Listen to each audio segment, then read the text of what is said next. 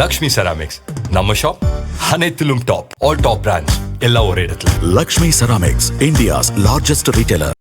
பேரவைத் தலைவர் அவர்களே, முதலமைச்சர் அவர்களே, எதிர்க்கட்சி தலைவர் அவர்களே, சட்டமன்ற உறுப்பினர்களே, மதசார்பற்ற வெற்றி கூட்டணியினுடைய தலைவர் அண்ணன் ஸ்டாலின் அவர்களுக்கும், தேசிய முற்போக்கு திராவிட கழகத்தின் நிறுவன தலைவர் புரட்சி கலைஞர் கேப்டன் அவர்களை வணங்கி, இந்த வரலாற்று சிறப்புமிக்க இந்த அவையிலே இன்றைக்கு மிக முக்கியமான நாளான இந்த நாளில் என்னுடைய உரையிலே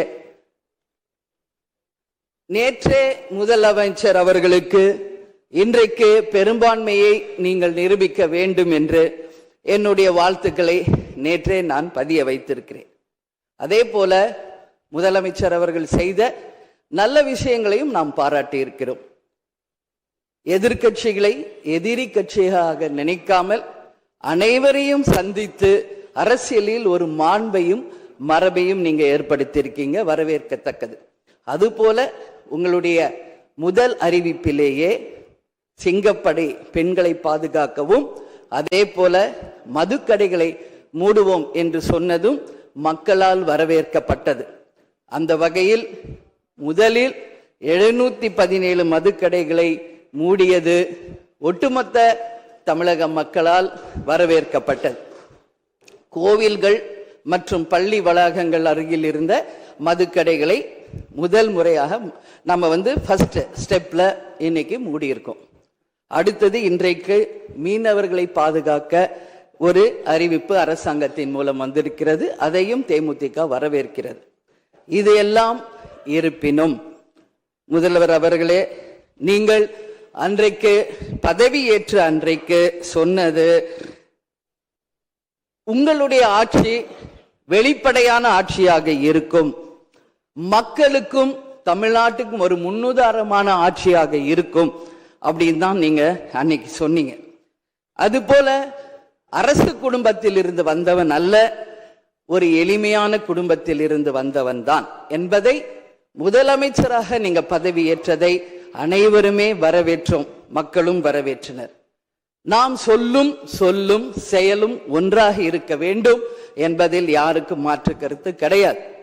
வரலாற்று சிறப்புமிக்க இந்த அவையில இன்றைக்கு பெரும்பான்மையை நிரூபிக்க வேண்டிய தருணத்தில் முதல் முறையாக மனவேதனையோடு நான் பதிய வைக்கிறேன், இங்கு குதிரை பேரம் நடந்ததாக இன்றைக்கு எதிர்கட்சிகள் அத்தனை பேருமே அதை சொல்லும் பொழுது, இதுவரை தமிழக அரசியல் வரலாற்றில் நடக்காத ஒரு விஷயம், அதுவும் இந்த வரலாற்று சிறப்பு மிக்க இந்த அவையிலே இந்த முக்கியமான நாளில அதை பற்றி பேச வேண்டிய ஒரு நிலையை ஏற்பட்டதற்காக உண்மையில் நான் மனம் வேதனை அடைகிறேன்.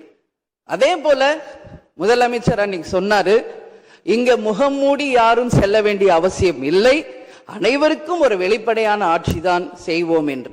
அப்படி இருக்கையில் முதல்வர் அவர்களை சந்திக்க யார் முகத்தை மூடிக்கொண்டு அன்று வாகனத்தில் சென்றார்கள் என்பதை நிச்சயமாக மக்களுக்கு தெரியப்படுத்த வேண்டும் என்பதை இந்த நேரத்திலே நான் கேட்டுக்கொள்கிறேன். ஏன்னா அதற்கு காரணம் குதிரை பேரம் என்றால் இதைவிட ஒரு தலைகுனிவு இந்த வரலாற்று சிறப்புமிக்க அவையில் எதுவுமே கிடையாது. நிச்சயம் முதல்வர் அதற்கு பதில் சொல்வார் என்று நான் எதிர்பார்க்கிறேன்.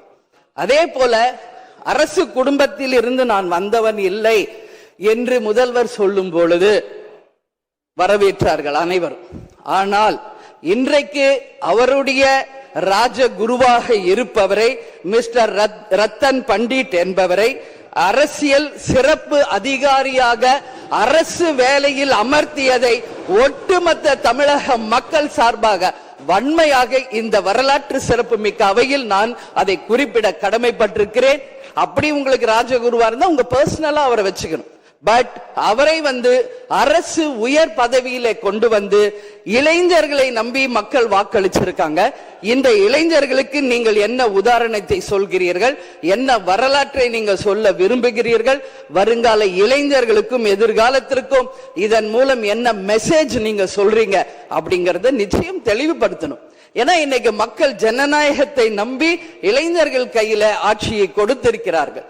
அப்போ வருங்காலம் இளைஞர்களும் வருங்காலத்திற்கும் இந்த அரசு ஒரு முன் உதாரணமா இருக்க வேண்டும் என்பதுதான் என்னுடைய ஒரு கோரிக்கை என்பதை இந்த நேரத்தில் நான் ஆணித்தரமாக பதிய வைக்கிறேன். அது மட்டும் கிடையாது, இந்த ஆட்சி மக்களுக்கான ஒரு நேர்மையான ஆட்சியா இருக்கணும்.